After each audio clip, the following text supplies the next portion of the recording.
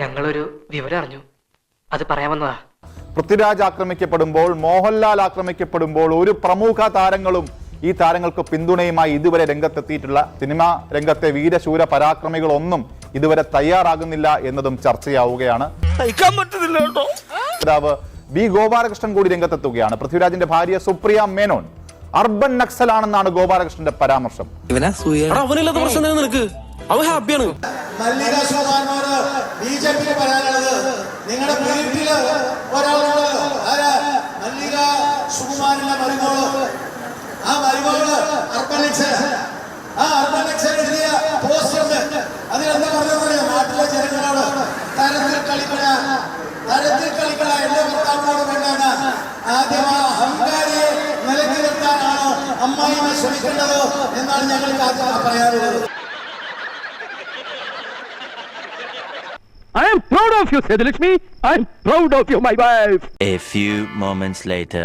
ഹിന്ദുസ്ഥാൻ മാത്രമല്ല, ലോകം മുഴുവൻ മുസ്ലിങ്ങളുടേതാണെന്നും ഭാരതം ഇസ്ലാമിക രാഷ്ട്രമാകുന്ന ദിവസം ഉണ്ടാകുമെന്നും ഒരു തീവ്ര ഇസ്ലാമികവാദി പറയുന്ന ദൃശ്യങ്ങൾ സമൂഹ മാധ്യമങ്ങളിൽ പ്രചരിക്കുകയാണ്. സൂചനയും കിട്ടിയോ? ഇല്ല, ഏതോ തന്തയില്ലാത്തവനാണെന്നറിയാം.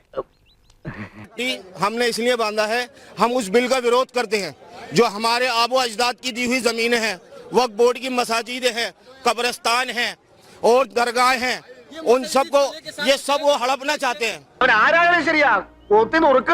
ये सब वो हड़पना चाहते हैं। कहते हैं कि जी हिंदुस्तान हमारा है। अरे हिंदुस्तान नहीं, पूरी दुनिया मुसलमान की है।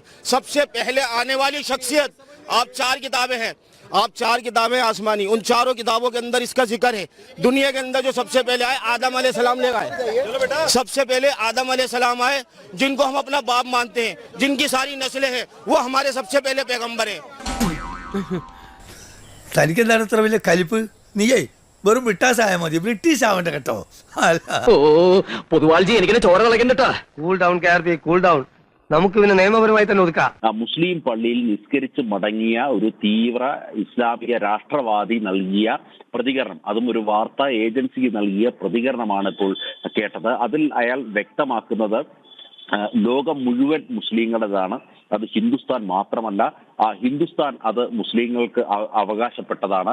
ഇവിടെ ഖബറുകളുണ്ട്, മുസ്ലിം പള്ളികളുണ്ട്. അങ്ങനെ ഈ ഭാരതം മുസ്ലിങ്ങൾക്ക് അവകാശപ്പെട്ടതാണ്.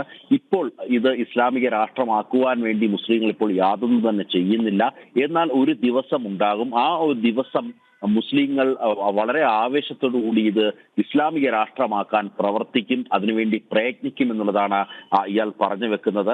മാത്രമല്ല, ഇത് കേൾക്കുമ്പോൾ അതിന് ചുറ്റിനും നിൽക്കുന്ന കൊച്ചു കുട്ടികളടക്കമുള്ളവർ മുദ്രാവാക്യം വിളിക്കുന്നുണ്ട്, തക്ബീർ മുഴക്കുന്നുണ്ട്.